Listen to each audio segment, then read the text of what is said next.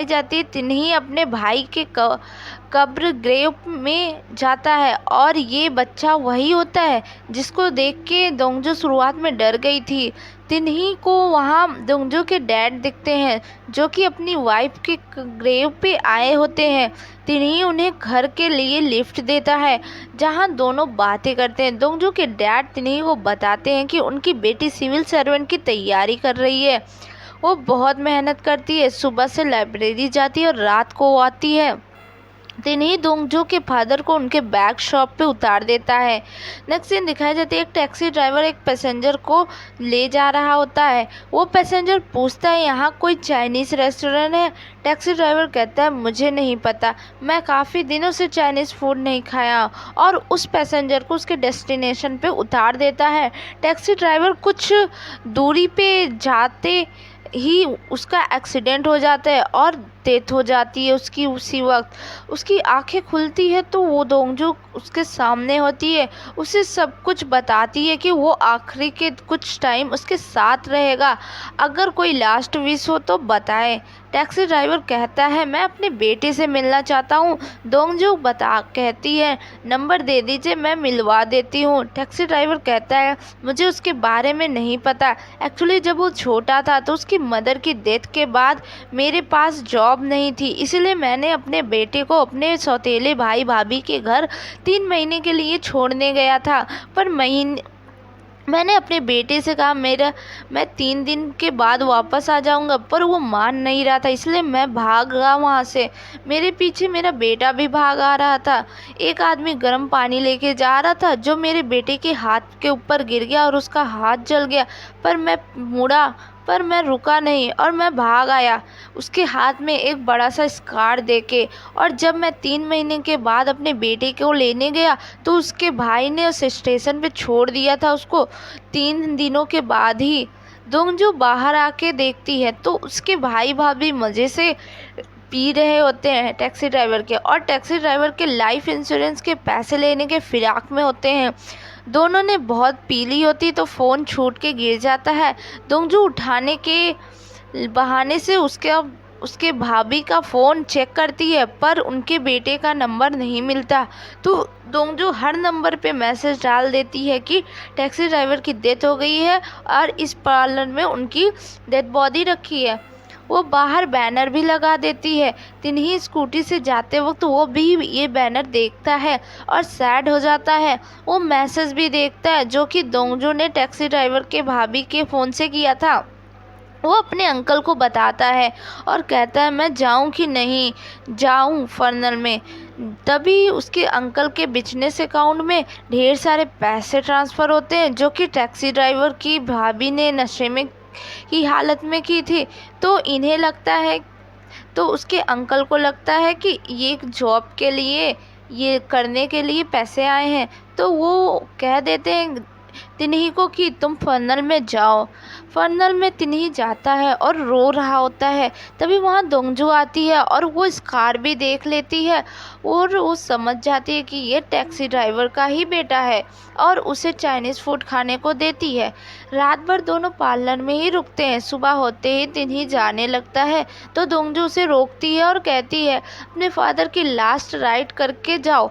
पर तिन्ही कहता है टैक्सी ड्राइवर उसका फादर नहीं है, वो बस यहाँ अपनी जॉब करने आया था जो तुमने मैसेज किया था और उसके बदले पैसे दिए थे। मेरा काम ख़त्म हुआ, अब मैं जा रहा हूँ। एक्चुअली दोंगजू ने टैक्सी ड्राइवर के भाभी के फ़ोन से मैसेज किया था और उसी नंबर से पेमेंट भी आई थी जो नशे में की हालत में उसकी भाभी ने किया था।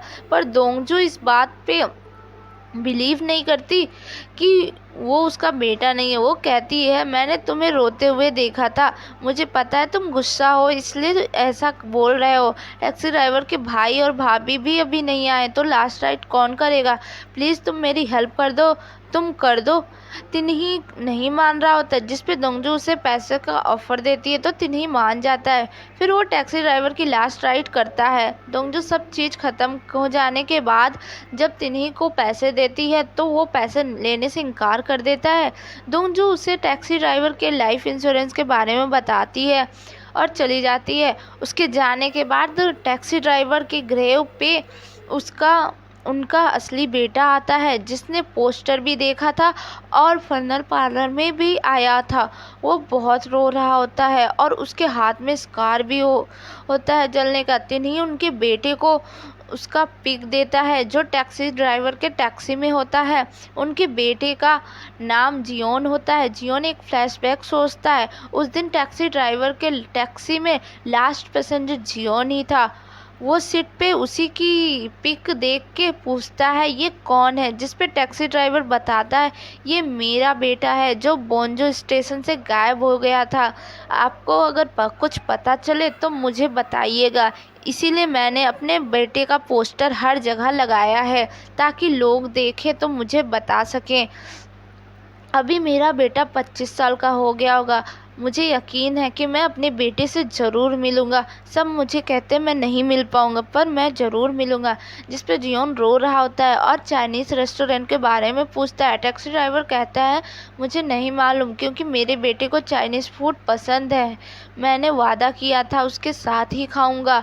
मैं अपने बेटे के साथ ही चाइनीज़ फूड खाना चाहता हूँ जियोन, इसीलिए मैंने अभी आज तक चाइनीज़ फूड अभी तक नहीं खाया, जब से मेरा बेटा बिछड़ा है। जियोन बहुत ज़्यादा रोता है और अपने डेस्टिनेशन पे उतर जाता है। नेक्स्ट सीन दिखाई जाती है, दोंगजो तिन्ही को DNA टेस्ट कराने को कहती है। वो पूछता है क्यों, जिस पे दोंगजो कहती है लाइफ इंश्योरेंस के पैसे तुम्हें मिल जाएंगे, उसमें DNA रिपोर्ट तुम्हारी लगेगी। जिस पे तिन्ही गुस्सा होते हुए कहता है, मैं उनका बेटा नहीं हूँ। और एक फ्लैशबैक दिखाया जाता है, एक बार दोंगजो खाना खाने रेस्टोरेंट गया था और बिल पे करते टाइम उस पता चलता है कि वॉलेट भूल गया है। उस वक्त टैक्सी ड्राइवर ने उसका पेमेंट किया था और कहता है, तुम मेरे बिल्कुल बेटे जैसे के एज के हो। नेक्स्ट सीन दिखाई जाती है, दोंजो का आज बर्थडे होता है। वो 25 साल की हो गई होती है, पर उसे कोई बर्थडे विश करे या बर्थडे सेलिब्रेट करना पसंद नहीं होता, क्योंकि उसके बर्थडे के 1 घंटे बाद ही उसकी मदर की डेथ हो गई थी, जिसे दोंगजो अपने ऊपर ब्लेम करती है कि उसी की वजह से उसकी मदर की डेथ हुई थी। दोंगजो के डैड उसको टिफ़िन में खाना देते हैं, फिर दोंगजो के जाने के बाद अपनी वाइफ के लिए खाना रख के प्रे करते हैं। रास्ते में तिन्ही को बच्चे टक्कर मारते हैं, जिससे तिन्ही से दोंगजो को भी टक्कर लग जाती है और उसके हाथ से सारे खाना गिर जाता है। दोंगजो खाना जल्दी जल्दी उठाने लगते हैं, क्योंकि ये उसके मदर का फेवरेट खाना था। तिन्ही बार बार सॉरी बोलता है और कहता है वो पे करेगा लंच के लिए, जिस पे दोंगजो गुस्सा हो जाती है, कहती है तुम सारे काम करते होगे पैसों के लिए, पर मैं नहीं। तुम तो अपने डैड के लास्ट राइट के लिए भी पैसे लेते हो। जिस पे तिन्ही भी भड़क जाता है और दोनों में जम के लड़ाई होने लगती है। फिर दोंगजो वहाँ से चली जाती है गुस्सा होकर। तिन्ही को इस जॉब से निकाल दिया जाता है और उसके ऐप को क्रिटिसाइज करने लगते हैं। उसके अंकल ये देख के गुस्सा हो जाते हैं। बहुत सारे लोग उनके ऐप को अनइंस्टॉल कर दे रहे होते हैं और रिफ़ंड मांगते हैं, जिस पे उसका अंकल तिन्ही पे गुस्सा करता है और वो दोंगजो से माफ़ी मांगने को कहता है और उसके पैसे वापस कर देना जो उसने अपने बीएफ को मारने के बदले में दिए थे, ऐसा कहता है। तिन्ही को सॉरी का मैसेज करता है। तिन्ही दोंगजो को सॉरी का मैसेज करता है और कहता है, मैं तुम्हारे पैसे वापस करना चाहता हूँ, प्लीज़ मुझे कॉल करो, मैं प्रॉब्लम में हूँ। पर दोंगजो का रिप्लाई नहीं आता। नेक्स्ट सीन दिखाया जाता है, तिन्ही एक बिल्डिंग में अपने बिजनेस का पोस्टर लगाने जाता है, तो वहाँ पे दोंगजो का डैड को देखता है। वो सिक्योरिटी गार्ड की जॉब करते थे वहाँ। वो हैरान हो जाता है और दोंगजो के डैड भी इसको देख के हैरान होते हैं। दोंगजो के डैड कहते हैं, मेरे पास बहुत फ्री टाइम था, इसीलिए मैं यहाँ जॉब करता हूँ। तभी उनको दोंगजो की कॉल आती है।